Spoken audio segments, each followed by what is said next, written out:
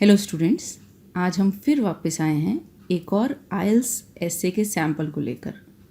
हमारा ये वीडियो उन लोगों के लिए है जिन्हें सैम्पल रीडिंग बोरिंग लगती है, जो आइल्स के एसे स्ट्रक्चर को और आइल्स से रिलेटेड वोकैबुलरी को सीखना चाहते हैं। ये वीडियो उन स्टूडेंट्स के लिए भी है जो सिंपल और क्विक लर्निंग की फैसिलिटी को अवेल करना चाहते हैं। बस अपने कानों में हेडफोन्स लगाइए या अपने ईयरफोन्स लगाइए और हमारे इस वीडियो को सुनिए। आप बहुत सारे नए वर्ड्स, एसे की स्ट्रक्चर, पैराग्राफिंग और बहुत से नए आइडियाज़ को सीख सकते हैं। इनफैक्ट आप अपने कानों में हेडफोन्स लगा के कुछ और काम भी कर सकते हैं, तो आप मल्टीटास्क भी कर सकते हैं। हमारे ये वीडियोस इंश्योर करते हैं कि आपकी लर्निंग कभी रुके ना। मैं कौन हूँ? मेरा नाम है स्वाति। मैं एजुकेशन से एक इंजीनियर हूँ और दिल से एक टीचर। मैं आइल्स और पीटी की क्लासेस लेती हूँ। मैं स्पोकन और रिटन इंग्लिश भी सिखाती हूँ। चलिए देखते हैं कि हमारा आज का एसे क्या है। News stories on TV and in newspapers are very often accompanied by pictures. Some people say that these pictures are more effective than words. What is your opinion about this? आपसे यहाँ ये कहा गया है कि TV और newspaper में जो स्टोरीज़ होती हैं, न्यूज़ स्टोरीज़ होती हैं, उनमें अक्सर कुछ पिक्चर्स साथ में दी जाती हैं। कुछ लोगों का कहना है कि पिक्चर्स वर्ड से ज़्यादा इफ़ेक्टिव होती हैं। आपका इसके बारे में क्या कहना है? मैं एसे राइटिंग की शुरुआत करती हूँ इंट्रोडक्शन से। देखते हैं कि इंट्रोडक्शन क्या है। News updates on various media such as print and electronic have text and images. Many believe visuals are far more impactful than text. I agree with this. The following paragraphs justify my thought process on this matter. So यहाँ इस introduction में सबसे पहले जो statements दी गई हैं उन्हें paraphrase किया है, फिर अपना स्टैंड दिया है और फिर मैंने इंट्रोडक्शन को क्लोज़ किया है। मैं अपने हर वीडियो में ये पार्ट समझाती हूँ, तो आप इसे देखकर समझ सकते हैं। नेक्स्ट मैं अपना बाकी का एसे लिखने से पहले थोड़ा सा टाइम डिवोट करती हूँ एसे का फ्रेमवर्क बनाने में। अब हम एसे का फ्रेमवर्क देख लेते हैं। हमेशा की तरह एक इंट्रोडक्शन और एक कंक्लूजन। इस बार मैं बीच में 3 बॉडी पैराग्राफ्स लिख रही हूँ। पहले बॉडी पैराग्राफ में मैं बता रही हूँ कि कैसे इमेज एक बेटर चॉइस होती है टेक्स्ट से और कभी कभी उसे कॉम्प्लीमेंट भी करती है। बॉडी पैराग्राफ 2 में कि visuals of our celebrities and sports people, हमारे सेलिब्रिटीज़ और स्पोर्ट्स पीपल के विजुअल्स हमारे लिए कितने स्पेशल होते हैं। और बॉडी पैराग्राफ 3 में मैं एक्सप्लेन करूँगी कि कैसे वाइडर ऑडियंस को अप्रोच करने में मदद करती हैं पिक्चर्स, क्योंकि वो लोग जो ठीक से पढ़ लिख नहीं सकते वो भी इमेजेस से हेल्प लेते हैं। देखते हैं कि मैंने बॉडी पैराग्राफ 1 को कैसे लिखा है। Firstly, sometimes a picture can convey what words cannot. Secondly, an image can complement the textual content to convey messages effectively.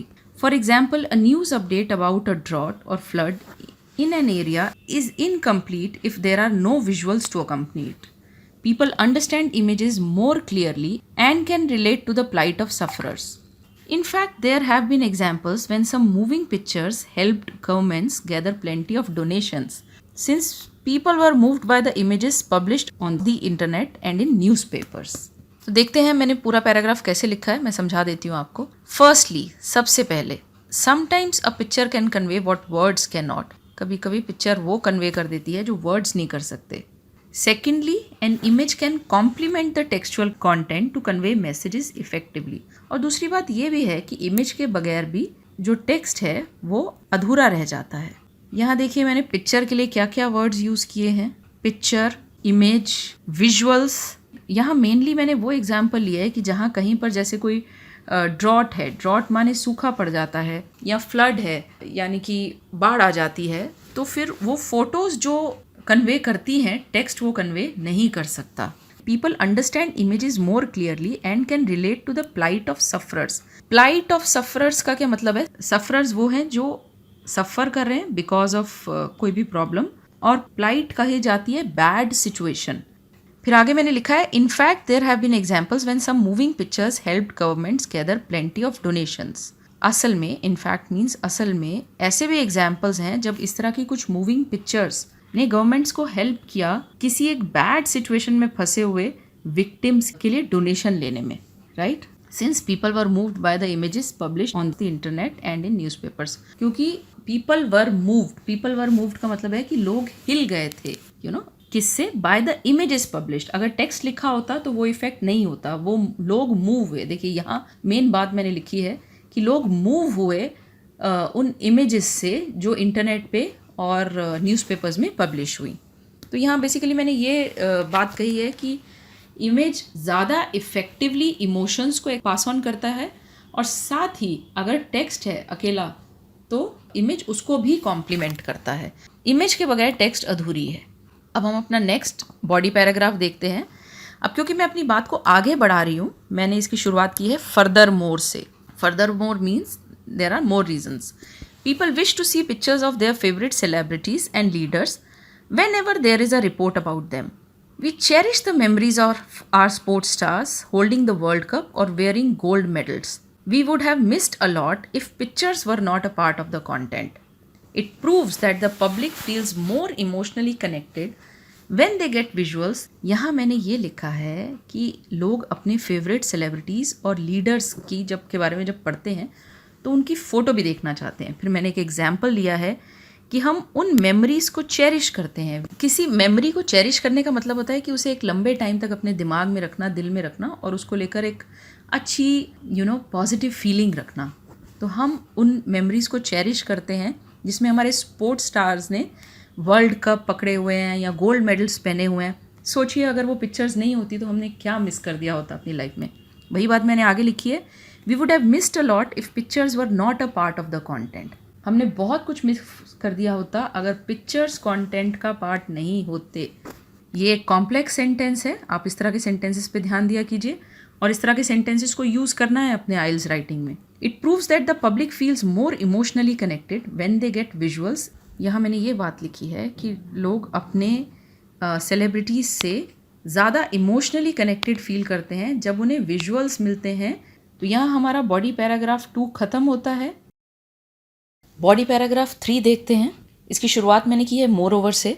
Again more over ये बताता है कि मैं कुछ और रीजंस और एग्जांपल्स देने वाली हूँ।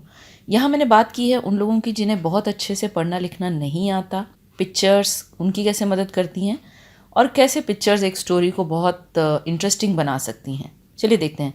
More over some people don't know how to read and write well. They rely on pictures to obtain the complete message. It can help less educated people to appreciate news stories. तो यहाँ जैसे मैंने कहा कि मैंने उन लोगों की बात की है जिन्हें रीडिंग और राइटिंग बहुत अच्छे से नहीं आती। They rely on pictures. वो पिक्चर्स पे रिलाई करते हैं to obtain the complete message. I think it is clear.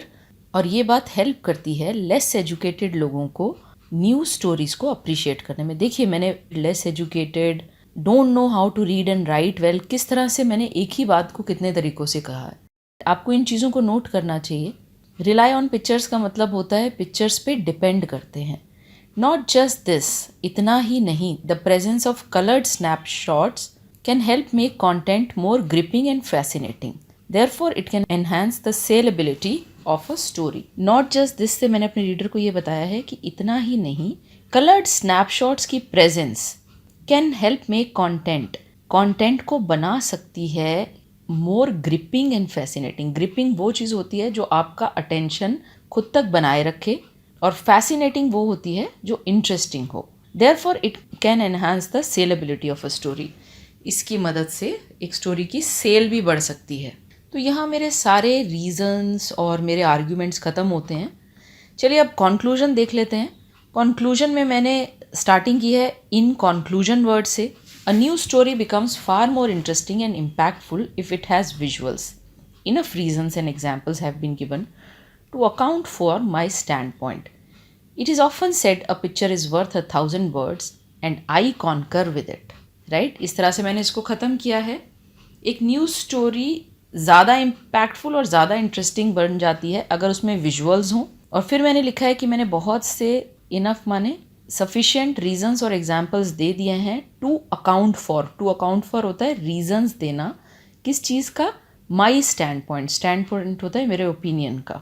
It is often said a picture is worth 1,000 words and I conquer with it.